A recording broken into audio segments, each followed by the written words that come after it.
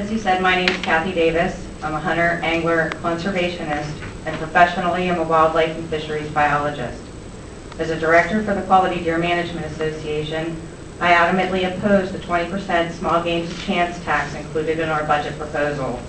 Conservation organizations rely on the funds generated through raffles in order to survive.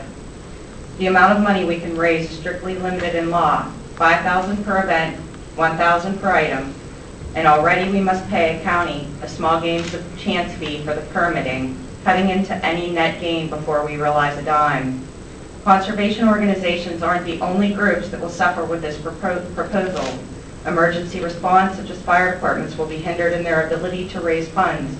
A new fire truck costs in excess of $250,000.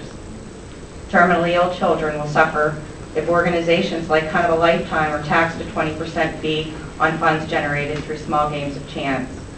None of our charitable and nonprofit organizations should be penalized with a tax on the funds we raise when nearly every dime we raise is returned, and the dimes that aren't, those dimes only stretch so far. A 20% tax is equivalent to loan shark fees. The budget doesn't stop hitting conservation there. It goes further, begging the question, how rich will we be when we have converted all of our forests, all our soil, all our water resources and minerals into cash? The question, how rich will we be, seemed visionary when Ding Darling asked it in 1938. Today we not only recognize the wisdom of the words, we shudder when we consider the answer. Ding was a two-time Pulitzer Prize winner, political cartoonist, originator of the federal duck stamp, and was a believer in the wise use of our natural resources. Wise use is an expression coined by the greatest modern conservationists in our time, Pinchot, Roosevelt, Leopold, and Darling. In addition to being conservationists, these men were anglers and hunters. For decades and generations, hunters and anglers echo their sentiments. Wise use is a philosophy hunters and anglers live their lives by. We work hard for our money, we spend it wisely. We wisely harvest our game and fish, and in doing so we contribute $214 million into the state's coffers each year through state sales taxes. We wisely spend our vacations and money hunting and fishing, all the while supporting local economies by spending billions of dollars a year in some of the most rural areas of the state. We, the hunters and anglers of Pennsylvania, demand a legislator that spends wisely. We want wise use of our hunting and angling dollars and demand the legislature would live wisely within their means. We want, no demand, our resources be used wisely. By opening up 360,000 acres of DCNR land, most of which is in the PA Wilds area, to help balance a budget is not a wise use of our natural resources. The PA Wilds area contains a vast number of what are classified as exceptional value or high quality streams that support native trout, mussels, eels, darters, and several of our T&E species in the Commonwealth. In addition, these are the very streams that protect our drinking waters in Pennsylvania. They are the very ones that eventually flow directly through Harrisburg and the Susquehanna down into the Chesapeake Bay. A wiser alternative is a natural gas severance tax.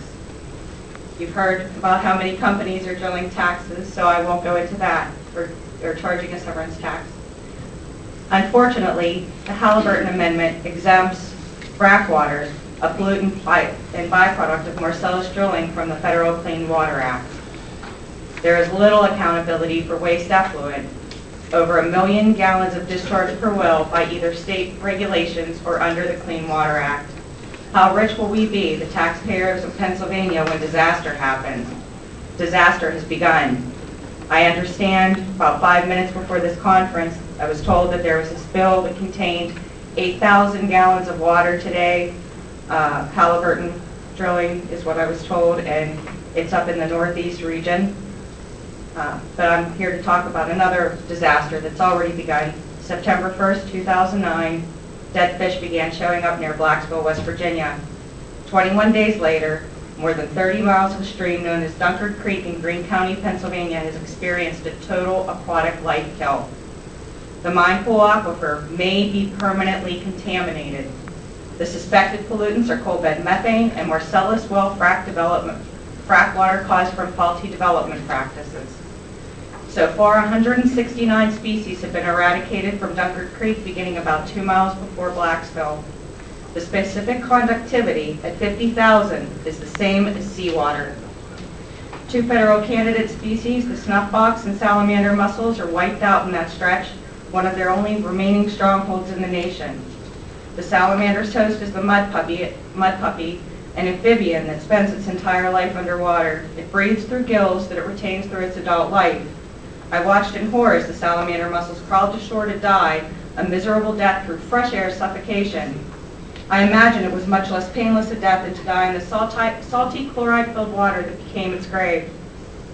The salamander and snuffbox mussel rely on host fish for reproduction and propagation of the mussel species.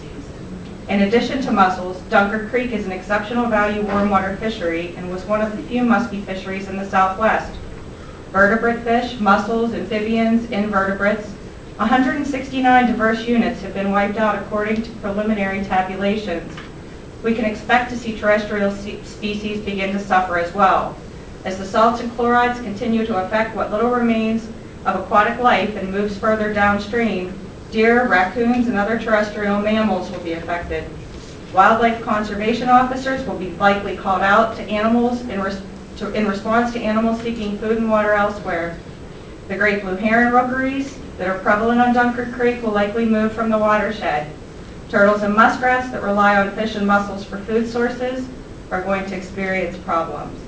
Animals that continue to drink from the creek may experience dehydration and froth at the mouth, mimicking a rabbit animal. The only way to be certain is for the conservation officer to put that animal down and send a sample for testing, bringing more cost to hunters and anglers in Pennsylvania. The implications go beyond fish, mussels, reptiles, amphibians, invertebrates, mammals, and avian species. The human implications, with well water prevalent in the area, have yet to be evaluated or realized. History has the propensity to repeat itself. In 38, Darling and others encouraged wise use of our resources and told of the actual costs associated with the over-exploitation of our natural resources. September 22nd, 2009, that day is here.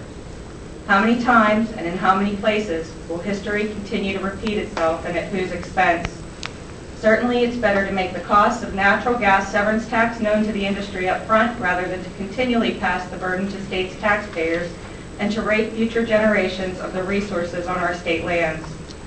Questions that remain to be answered are, how will the volume of frack water be handled, appropriately or inappropriately? What are the costs of infrastructure to handle the frack water and at whose expense? Several proposals that have yet to pass give the industry until January 2011 a zero discharge requirement. Who's paying for that? What happens at the end of the 14 months if the proposal doesn't pass? Dilution is not the solution to pollution. Thankfully, the Delaware and Susquehanna River Basin Commissions have the authority to regulate withdrawal and disposal issues. However, they can handle little else. There is nothing protecting the Ohio River Basin, or Senko does not have the authority to regulate withdrawal or disposal. Fluoride does not yet have a water quality criterion. The current proposal is 230 parts per million chronic and 860 acute. Fluoride on the west fork of Dunkard Creek is currently at 6,000 and has exceeded the proposed guidelines for safe drinking water by approximately 30 times chronic and 10 times the acute limits. Who will be our watchdog and at whose expense? Pennsylvania is currently trying to implement 500 total dissolved solids level. Who will enforce that and at what expense? Near Fredericktown, Pennsylvania, conductivity on the Monongahela River has risen to 700 at the high end of its historical value. Studies are ongoing and expected to raise as biologists near the area where Dunkard Creek enters the Monongahela. Who's going to pay for this? History is repeating itself again, and the question begs to be asked, how rich will we be when we have converted all of our minerals and resources into cash? Thank you.